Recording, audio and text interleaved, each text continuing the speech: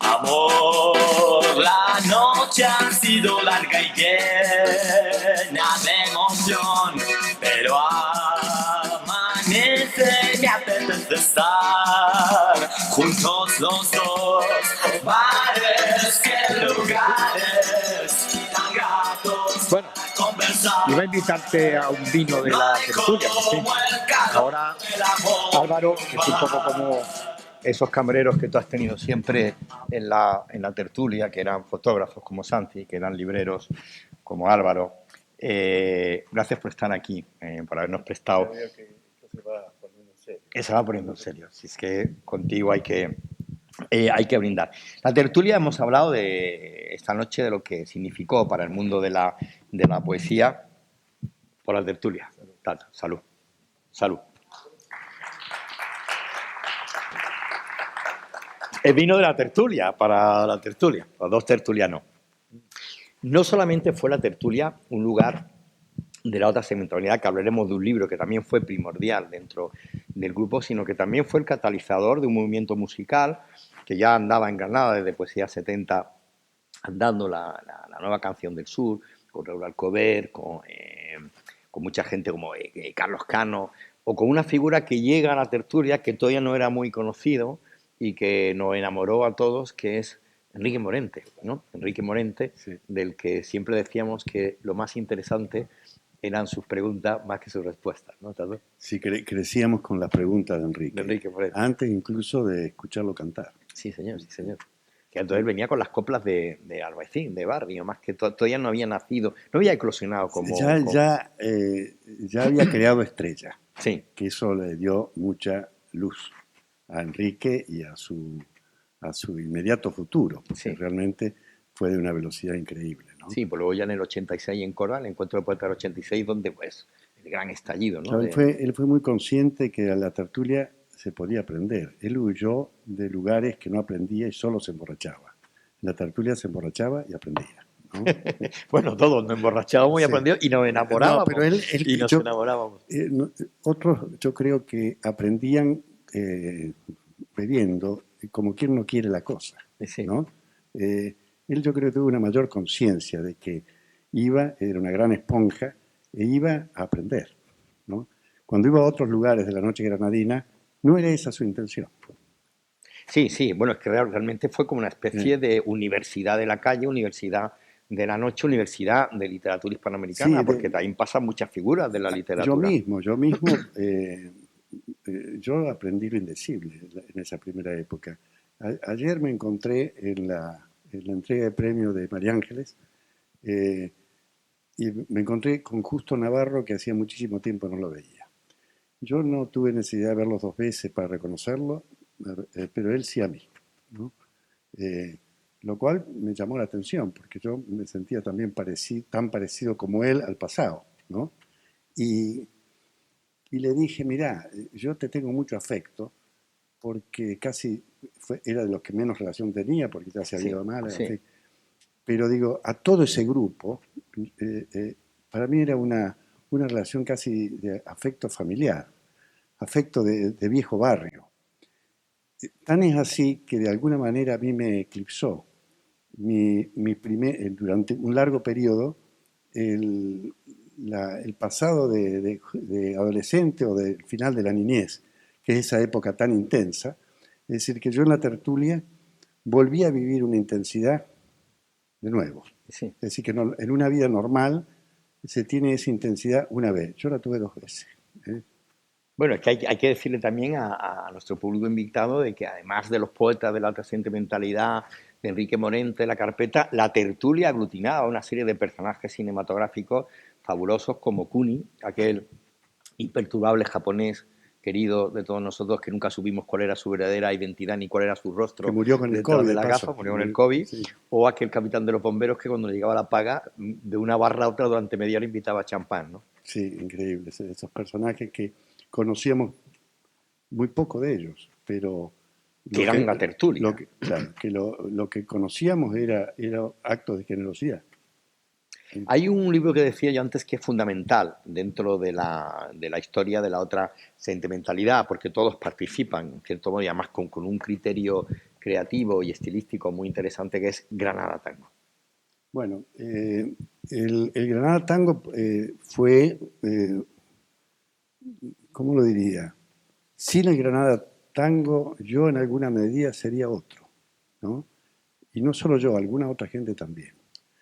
Porque el ensayo de Juan Carlos Rodríguez en ese libro marcó a mucha gente. Yo no digo que me identifico con todo lo que dice, pero sin ese texto yo no diría lo que digo, ¿no? Es decir, el grado de influencia que ha tenido sobre mí ese ensayo sobre el tango fue increíble. Y ahí entraban también como tangos los poemas de la otra sentimentalidad, que yo creo que, leyendo el prólogo del libro de la otra sentimentalidad, que nombra como una de las obras de la otra sentimentalidad, yo creo que con justicia, el libro Granada Tango.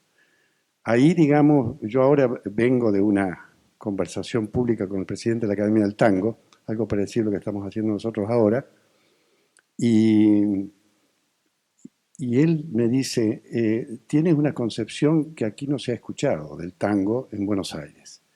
Y por eso quisiera repetir otras veces este tipo de conversación, porque creo que puede dejar de aburrir a mucha gente conversar de tango, ¿no? Porque realmente, y eso yo lo debo a ese espacio que se había generado en la tertulia, en todas las conversaciones, a veces fragmentarias, a veces esa recopilación de versos de tango que marcaba Juan Carlos, y entonces que a mí me quedaron todavía claramente cuáles son los 20 o 30 versos aislados de distintos tangos que fue marcando como grandes hallazgos de la poesía urbana contemporánea, ¿no? ¿Y tú cómo sentiste en una Granada que en ese momento hay una eclosión musical procedente de la movida, ¿no? Está Ceno 21, Lagartija Nit, está el grupo Magic, luego posteriormente llegan los Planeta, también muy, muy rompedores, y en medio de todo eso, a raíz de Granada Tango y a raíz de la tertulia, el tango en Granada, y luego lo proyecta fuera de Granada, pero en ese momento el tango tiene como un espacio propio, igual de protagonista, en medio de esa eclosión de la música moderna del momento, ¿no?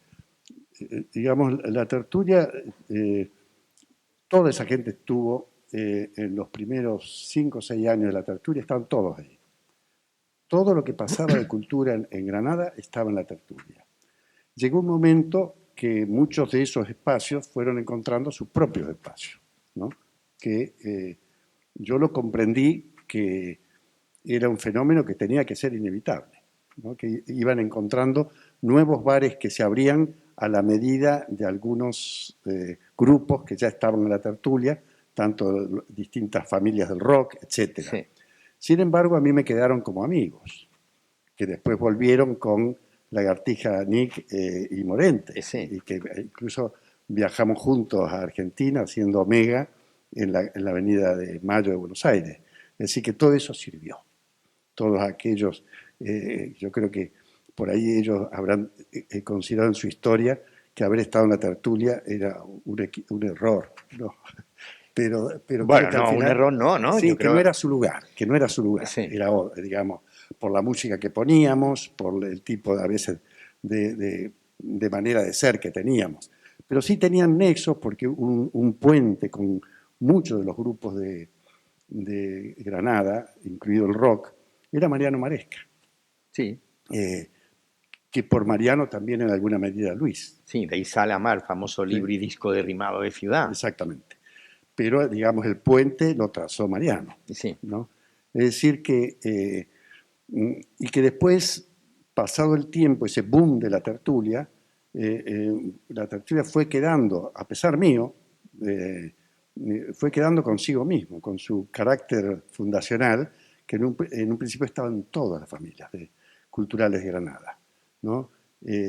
Nada que pase en Granada, dice en una de esas películas que le filmaron a Luis, que a mí me llamó la atención, nada que pasa por Granada no pasó antes por la tertulia, ¿no? Y que de alguna manera yo recuerdo que muchos, era como que era un influencer colectivo sobre toda la ciudad. Era un colectivo ahí que muchos creadores ponían en juego su propuesta y no la proyectaban a la ciudad hasta que no pasaba por el filtro de Sí, la la tertulia. carpeta nos presentamos en la Sí. madraza y luego en la tertulia, Claro, ¿no? claro. Sí. Es decir que era... Y yo en un principio no fui consciente de esa situación. En un momento fui totalmente consciente. Digo, la tertulia está teniendo un peso cultural en la ciudad que de alguna manera era un peso de política cultural. Sí, ahora que dices tú de política cultural, también quería ver ese tema, porque hay un momento que junto a la poesía, la literatura, la cultura, hay una cultura política nueva en la ciudad que también toda se fragua alrededor de la cultura. La nueva visión del Partido Comunista con Terry, la alternativa con los verdes, Pero ¿no? fue un elemento ideológico para mí muy importante, que fue el tema del debate con la posmodernidad, que no era un debate político, yo creo que era un debate ideológico, filosófico, de fondo, ¿no? Es decir, el debate con Bátimo, digamos, ¿no? Es decir, la muerte de la historia y todo aquello, la muerte de la palabra. Yo recuerdo a Juan Carlos que decía que la tertulia significa, en primer lugar, la defensa de la palabra en esta ciudad, en un momento que la palabra estaba muriendo, ¿no? Estaba muriendo en el teatro, estaba muriendo en el bar por su volumen y por su oscuridad, el volumen de la música, estaba muriendo en el diseño gráfico porque la gráfica en las revistas se inclinaba y le ponían hojitas decorativas encima como para invitar a no leerla, ¿no? Es decir, que vivíamos esa época y que en un momento pasó a ser casi predominante ese discurso postmoderno en España, en Argentina y por supuesto en la ciudad de Granada. Y eso en alguna medida dejó de ser la tertulia un boom a transformarse en un bar tranquilo. Cuando dices ahora lo del boom, también fue un boom, como te decía antes, desde la perspectiva de la figura de la literatura hispanoamericana, de la novela y de la poesía, que también convierten en cierto modo la tertulia como en un consulado, ¿no? Porque por ahí Claro, pasan un montón de escritores latinoamericanos sí, que vienen de visita a Madrid y terminan llegándose a Granada a la sí, tertulia, ¿no? y algunos, en esa época la tertulia era muy rentable. Después ya dejó de serlo y mantuvimos mucho tiempo la tertulia casi al límite de la pérdida de dinero y lo mantuvimos por estricto romanticismo. Pero la época tenía, entre otras cosas, cuando la tertulia era floreciente económicamente, se lo debíamos a que con una cantidad de gente que no era tan numerosa, era muy rentable porque éramos muy viciosos, ¿no? Es decir, que cada Confieso que he bebido, confieso que he sí, vivido de sí, Neruda, confieso que allí se convertía. sí, y vamos a sacar ese libro con Javier Egea, Sí, sí, justamente. sí. Eh, Dicho sea de paso, Javier no se ha dicho, pero fue camarero en la tertulia una temporada, y Alfonso también. También, sí, Es sí, decir, sí. que teníamos notables clientes que la pasábamos al otro lado, ¿no? De la barra. Sí, sí. Así que bueno. Y tú ahora que miras echas la mirada hacia atrás y vemos la nueva tertulia donde siguen apareciendo esa gente inquieta del mundo de la literatura, esa gente inquieta del mundo de la música, que van a la tertulia a presentar temas, que van a tocar en directo, que van a leer. ¿No tienes la sensación de que hay un espíritu o algo que mantiene ese puente entre época permanente? Sí, Que se mantiene, pero eh, yo voy a ser claro, pues estamos solos, ¿no? Sí. Eh, Aquella época primera es imbatible. Creo que fue una época luminosa y por otro lado, y esto es lo que no estaba seguro si decir, no estoy seguro si esta época es relativamente mediocre. Es Sí, decir, con respecto a aquella sí, época, sí. es decir, la intensidad de cantidad de poetas que visitan la tertulia, es decir, que están en un periodo, es decir, que por otro lado no es que una decisión libre de hacer la poesía que haga, pero digo poesía como podría decir cualquier otro ámbito de la cultura. Sí. La poesía que escriben, la escriben con una ingenuidad, no porque hayan leído o escuchado lo que se dice aquí y han optado por eso, lo cual sería interesante. Lo hacen así por un grado de absoluta ignorancia. ¿Y tú crees que también ha cambiado el mismo concepto que es el espíritu, ¿no? El alma de la tertulia, de ese bar donde la palabra frente a la oscuridad y la música de los bares modernos, el planta baja, todos los otros, que muchos, ¿no? Que había en esa época, el bar como sitio donde conspirar, pensando en una mejor manera de vivir, de pensar, de combatir, de progresar las ideas, ¿también se ha perdido? Sí. Eh, eh, la tertulia parió la palabra tertuliano. Eso quería decir una cosa. Era un espacio de encuentro de semejantes, ¿no? Que nos reuníamos allí. La palabra tertuliano ya no existe, no hay tertulianos. Y si existe un tertuliano, es porque fue, no porque se hayan generado nuevos tertulianos. Y la tertulia ahora son actos culturales de un trabajo tremendo, ¿no? de 5 días, porque 2 días cerramos, de 5 días de una actividad cultural intensa y diferente, donde hay un día de poesía, otro día la música, otro día el tango, otro día al teatro y la improvisación, es decir, pero la gente va a ese programa cultural que hemos desarrollado. Ya la tertulia perdió ser lugar de encuentro, y si se encuentran a veces en la tertulia, son gente de la vieja época, y con lo cual me hacen muy feliz cuando entran. Sí, porque uno tiene la sensación a veces que es como ese verso de Juan Bonilla que dice: la familia es ese sitio donde uno va a comer para allá los domingos. Tú cada vez que haces celebraciones redondas de la tertulia, va casi todo el mundo de esa generación, cada vez más mayores, algunos con menos pelo, pero es como tus hijos que vuelven a verte, tus sobrinos, ¿no? Sí, yo cada vez que entra alguien, y a veces cuando voy a la tertulia y medio no conozco a casi nadie, me voy, ¿no? Como que siga el barco y que yo estoy, pero no tiene visos de que esté por morir. Tiene una gran vitalidad de hoy. Lo que pasa es que con esa vitalidad de hoy yo no me siento totalmente identificado. En alguna medida sí, porque yo trato de interactuar un poco, pero no es interactuar sobre todo que actúen sobre mí como actuaron aquel grupo maravilloso de la primera época, ¿no? En la tertulia, Tato, siempre había conciertos en directo. Hoy los vamos a tener 2 que van a ser el cierre de esta tertulia. Pero imagínate tú que la tertulia fuese un sitio como algunos que se pusieron de moda en aquellas épocas, en otros sitios, donde uno tenía que dar como una consigna, ¿no? Para que te abriesen la puerta y te permitiesen entrar, como le vamos a permitir a ellos entrar ahora a los 2 conciertos que vamos a tener después de un breve descanso para que se fumen un cigarro en la puerta de la tertulia, como hacíamos en ¿Cuál sería la consigna para entrar en la tertulia?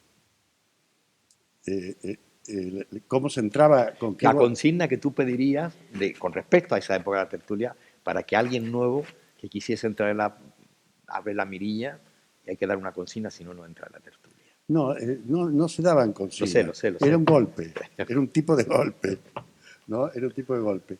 Pero la consigna podría ser preguntar por ti. Bueno, yo creo que por eso, si te parece, vamos a hacer un breve descanso para que os fuméis un cigarro a la puerta de la tertulia, y vamos a volver de nuevo con Tato, porque nos va a presentar a 2 invitados estupendos que va a ser el primer plato musical de la noche. Así que muchísimas gracias, Tato, un placer.